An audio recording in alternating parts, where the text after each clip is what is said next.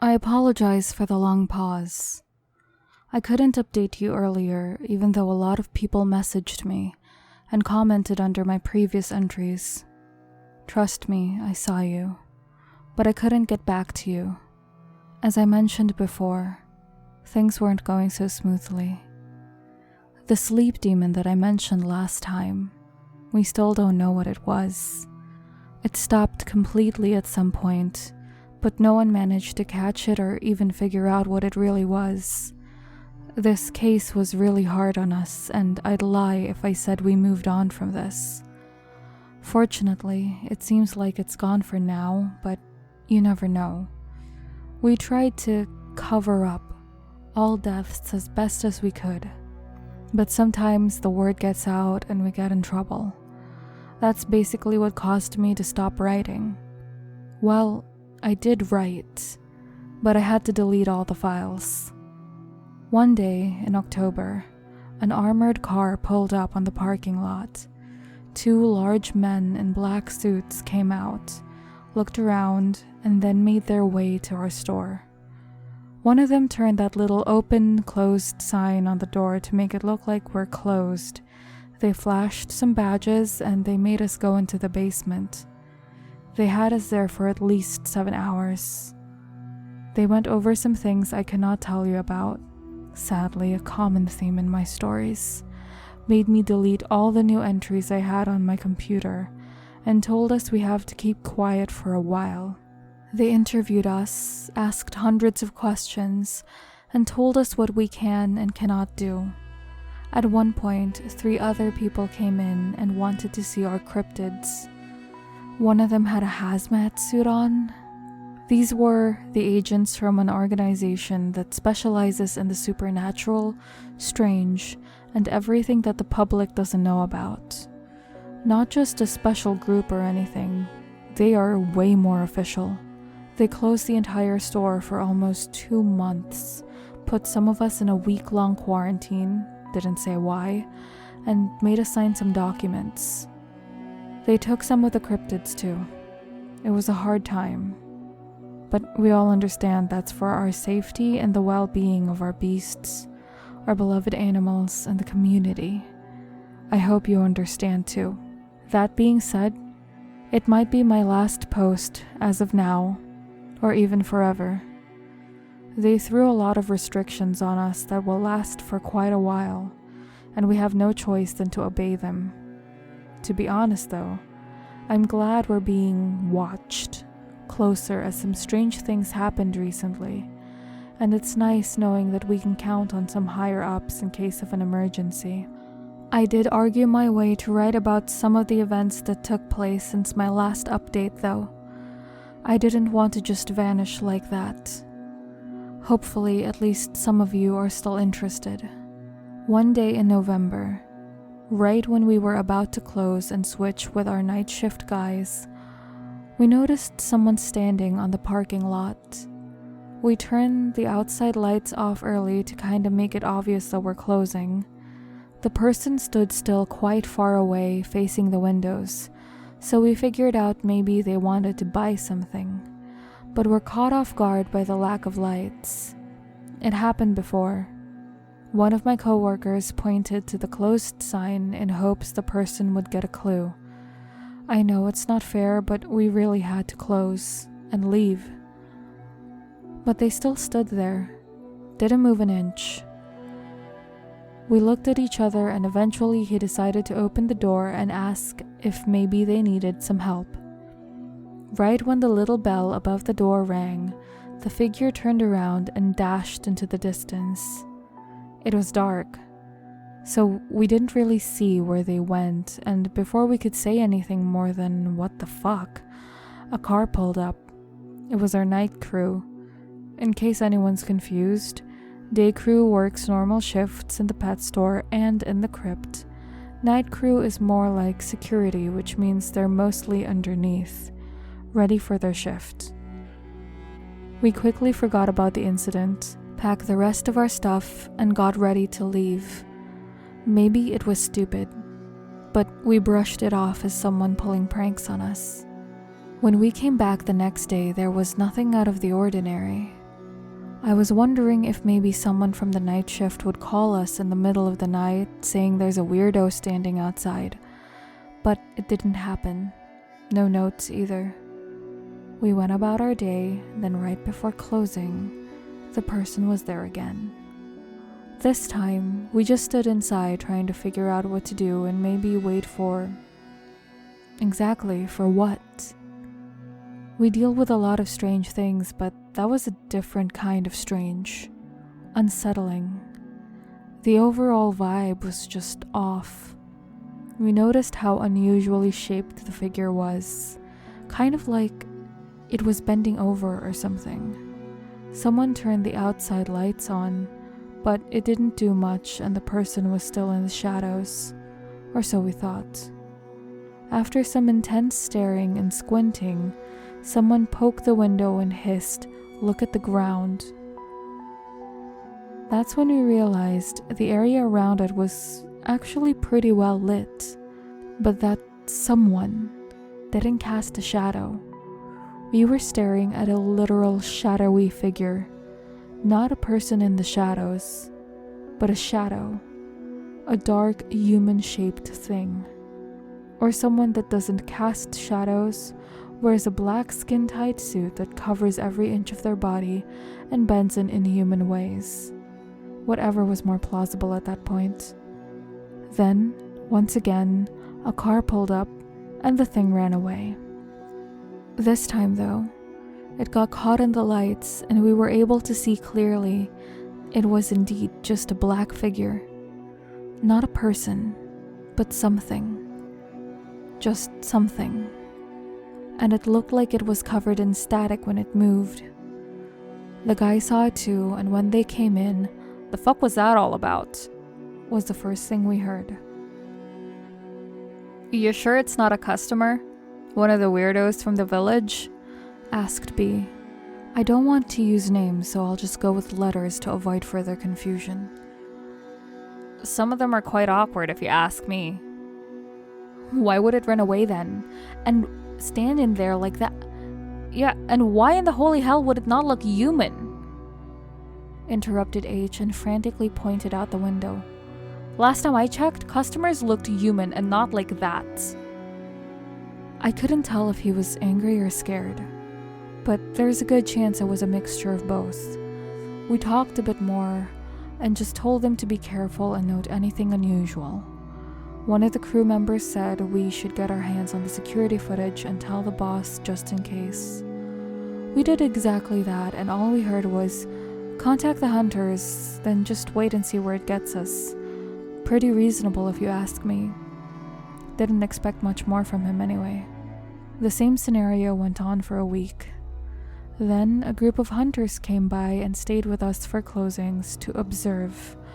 We told the night shift to park on the other side of the store to not scare Bendy. Yes, we called it Bendy. We like giving names to our anomalies. And used the back door just in case. It lasted 14 days. We waited this long just to see if it would do anything else than just standing and occasionally bending its long body forward or to the sides. During that time, we managed to catch it on the CCTV, take lots of pictures and videos, get some drawings and several journal entries. The hunters finally concluded that it has to be a night crawler, not to be confused with the Fresno night crawlers, and it's pretty harmless. For them, it's kind of an umbrella term that combines everything that has similar characteristics to Bendy and or very little information about them. It's quite the opposite of the Fresno night crawlers if you consider how it looks like, but it falls into the category. Besides, the name of that group could be so wildly interpreted that they just stick with it. At least that's what I gathered from their explanations. Apparently, this species is harmless for as long as you don't go out of your way to attack it or cause it harm. Usually, they just hang out in random spots like fields, playgrounds, big parking lots or schoolyards, places that are busy during the day but seem almost abandoned at night. It's easily confused with shadow people or those that resemble the rake. However, it doesn't make sounds, doesn't attack people or animals. It doesn't move much, and it basically just comes out at night and hangs out. We still don't know where it came from since there's not much going on around the building, but it probably wandered from one of the nearby towns. Or maybe not. At this point, it's just there, and it doesn't seem like it's going anywhere. We might as well embrace it, right? The hunter said to just let it be and keep an eye out for any changes to its behavior. Honestly, we can't be bothered, so we're gonna do just that and nothing else. We also had a more pleasant encounter. On February 14th, a guy came to the store looking for bird food.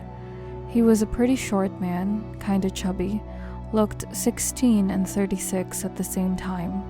Blonde hair, rosy cheeks. I think you can imagine where this is going. He was very talkative and enthusiastic, very bubbly, almost didn't stop smiling. Normally that kind of customer can get quite annoying after a few minutes, but this guy had something in him that just got you all excited about what he was talking about. He had a light pink shirt on, so faint it almost looked white. Light jeans and those elegant shoes that you would wear with a suit. Gold watch on his wrist, gold chain necklace, and a gold signet. It looked cheap and good at the same time, you know? When you picture it in your head, it's not really that great of an outfit. Pretty cheap. But he somehow pulled it off. Everything about him screamed the same thing. Gotta be one of the Cupids, I thought. No way in hell he's not. I looked at my coworker trying to catch her eyes, but she was too busy talking to him. Turns out he knew about our basement and came here on purpose. He wanted to meet our crew, make sure we're a real thing, I guess. Bird feed was just a bonus to his trip. He said he never stays in one place for long. His job is to travel around the world and help people find their soulmates or love in general. He can create coincidences that make his targets fall in love. He picks those who haven't found their luck yet and makes sure they stumble upon someone who is destined for them. Either it's a surprise holiday trip abroad or something that'll make them take a different route home. We asked him if it's just his human disguise or if he ever, whips his wings out and shoots people with an arrow, but he just laughed. No, dear. That's all you get. He pointed at his belly and chuckled. Ain't no wings gonna lift that. Besides, in this day and age... He sighed and looked out the window. It would be too dangerous to show yourself like that. We stopped doing it long ago. You guys would know, right? I'm sure you'd know. Many evil people go after things like us. There are skeptics too. It's safer to stick to what you're seeing right now. He paused for a second and played with his ring. That's why I wanted to come by, to see if you guys are for real. I'm no monster, but I'm not from here either, and there might be a time I need to hide, I'm sure you'd know. He turned back to us and cleared his throat. It's not that bad anyway, if you ask me. Sometimes it's better to drop the divinity. He winked and smiled again. Before he left, he showed us some cool tricks like pulling doves and bunnies out of a hat. Now there's a dozen new paws running around the playpen.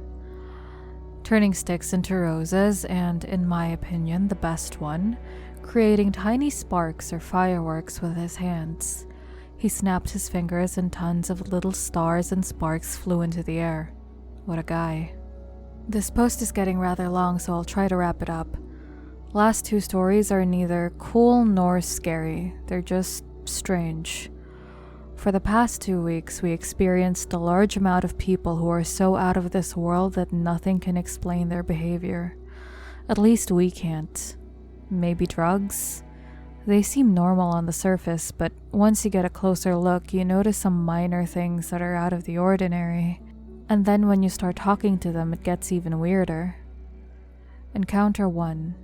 A middle-aged lady comes in and looks around. She had a very long and flowy dress on that didn't really look like something you'd see girls wearing nowadays. She was also clutching a piece of paper. After some time, C asks if she needs any help. Lady stares at her with her huge eyes and very happily shakes her head. She walks around the store for a while and we finally figure out what's so odd about her. It didn't look like she was walking, but more like sliding, or I dare to say hovering. She stops near the parrots and after a few minutes we realize she's talking to them and giggling.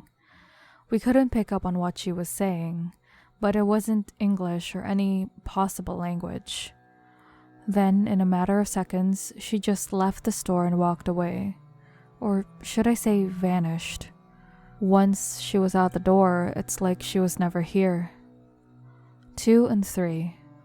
A dusty van pulls up on the parking lot. 3 people stand outside while 2 men come in. They look perfectly normal, as in they could be anyone you see on the street. They come up to me and ask about Frank. Frank? I'm sorry, I don't... Frank, they both say. I don't know anyone named Frank. I tried to say it faster this time so they don't cut me off. Sorry. No? One of them says. At this point, I noticed how smooth his skin was. Literally poreless. No texture. No? Above? He lost me there and I started to think that maybe I was tripping. Above, no? The other guy said, Sorry, I didn't know what to say, but thankfully I saw D coming our way. He probably heard our conversation. Any problems? Can I help you? He said and smiled. Frank, above? The first guy said. Ah, the other replied. They looked at each other, turned back and walked away, got into the van and drove off. The same exact thing happened an hour later. Encounter 4. I was putting up a poster on one of the windows when I saw a guy standing outside. I looked at him, he looked at me, and pointed at the door. I said open out loud to sign that he can come in. He smiled and walked towards the door in a very exaggerated motion. Once he was in, he just stood there and stared at me, smiling. May I help with anything? I asked with a strong gut feeling that something's off. He opened his mouth and I swear it sounded like radio static.